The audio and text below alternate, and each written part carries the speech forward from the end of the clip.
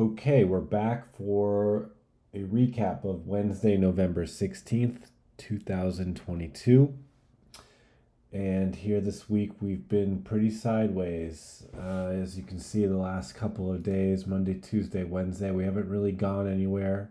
Tuesday had the high impact news that tapped into the weekly order block indicated here. And Wednesday wicked up a little bit, came down and broke below the low of Tuesday. So um, certainly looking more bearish than we did heading into the week as prices started to slow down at this resistance level, which we knew was a possibility. And we just have to be really patient on the lower time frame. As we mentioned earlier in the week, we see this three drives pattern, and price has started to come down.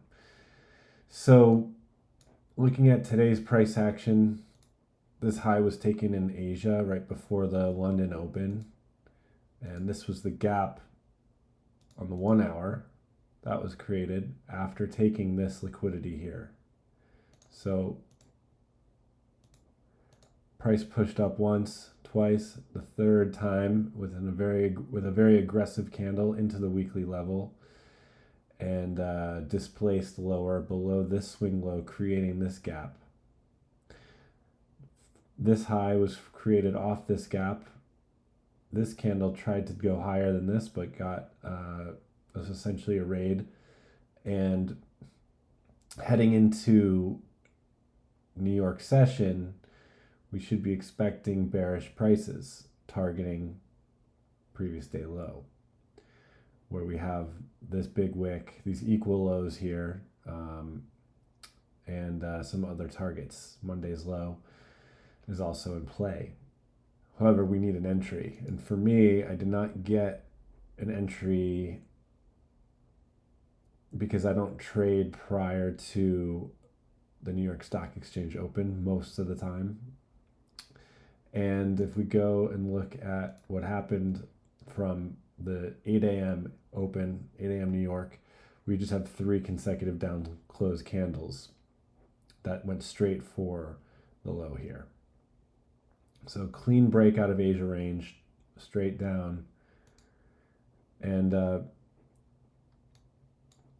the only trade that really would have made sense would have been to short basically the New York Open, not New York Stock Exchange Open, on this pullback here. I did not do that, also because I didn't get the setup that I wanted. I didn't want to just short it straight away. First, let's go back to how the New York Open played out. Created these highs here, dropped down, spiked those highs that were created. So we're sort of broadening down.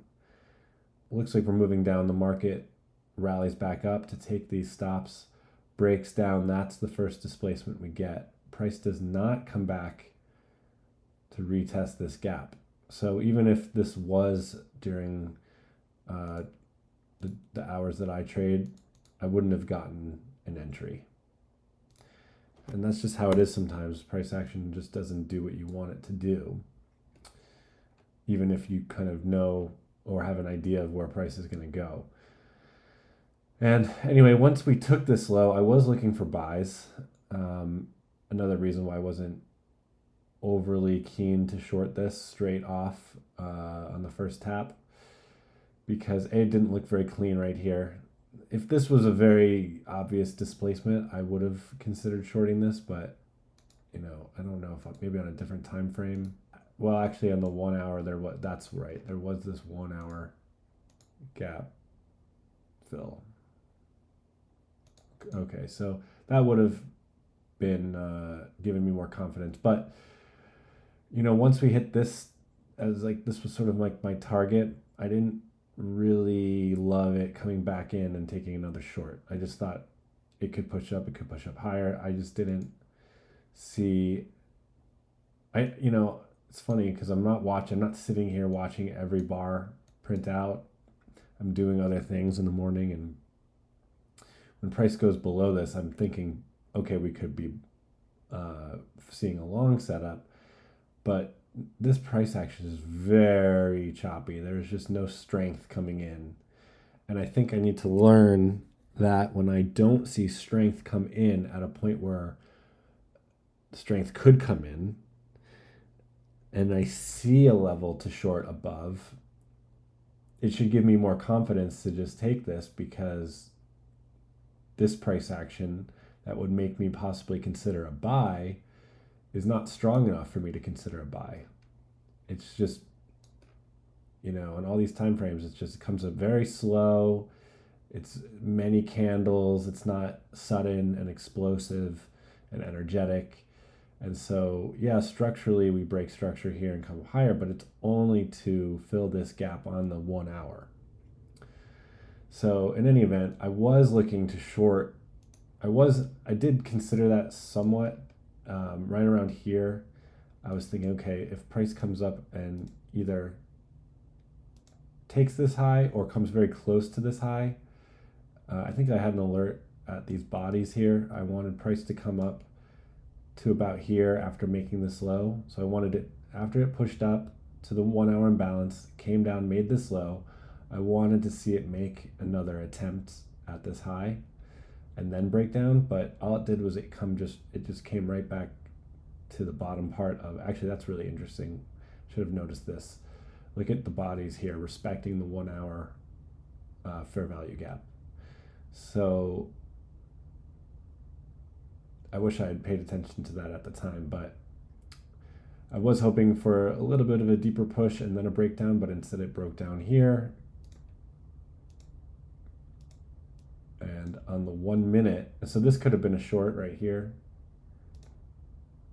Again, this would have just been a scalp, so maybe something like that.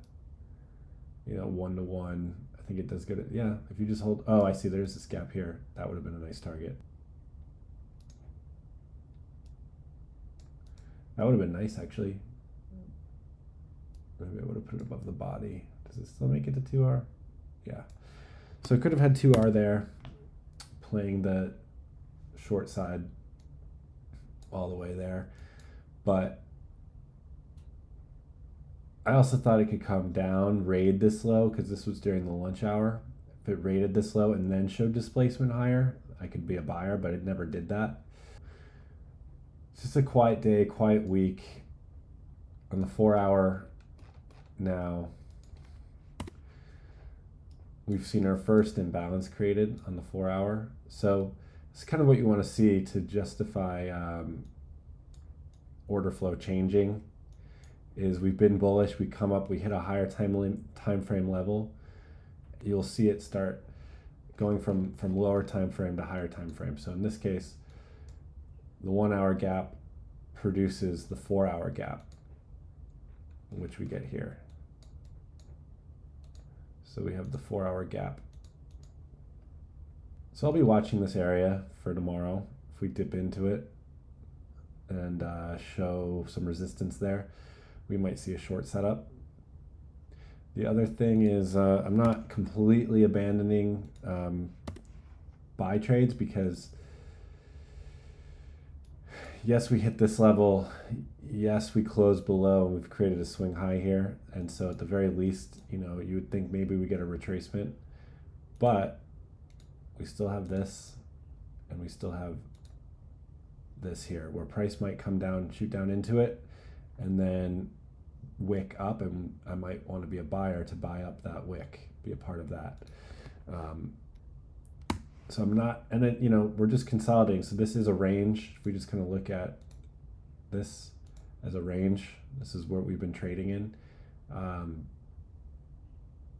So if we come down here, it can make sense to be a buyer at the bottom end of the range. Furthermore, just kind of looking at it from a retail perspective, we have this trend line break, and it's certainly a retail sell signal. So it would not surprise me if maybe we tap into here, we sell off again, and then maybe look like we're going to go lower, and then start moving up, challenging these highs again. So it's just a little bit too clean to be a retail short for me. It's a little too clean as like a retail short for me to just automatically give up on longs. I think you can see much longer ranges where it wouldn't surprise me if this kind of goes up, goes down for the rest of the week. Zooming back out to the weekly, looking at the weekly candle. Again, I mean, there's only 2 more trading days left in this week. So, the question I have to ask myself is, even if we're bearish, how much room do we have to go down? I don't know if I really see, on this week at least, price, expanding lower, just completely erasing this candle before. If anything, maybe we stop here at this order block and get some support, which is where that daily level is.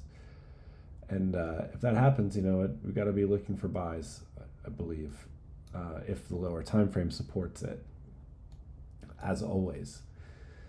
But if weekly closes like this, shows us this kind of shooting star, then we could see another decline in the week after. So it's just about timing, just about being patient. Just react to what the market shows during the key session times. Don't take too many trades until you see something clear. But bearish scenario, I am looking at this as a possible area to short from. And bullish scenario, I think if we try to go lower, now, again, this could come up here, show a failure to make a lower low, then create an imbalance, to buy from. That could happen too.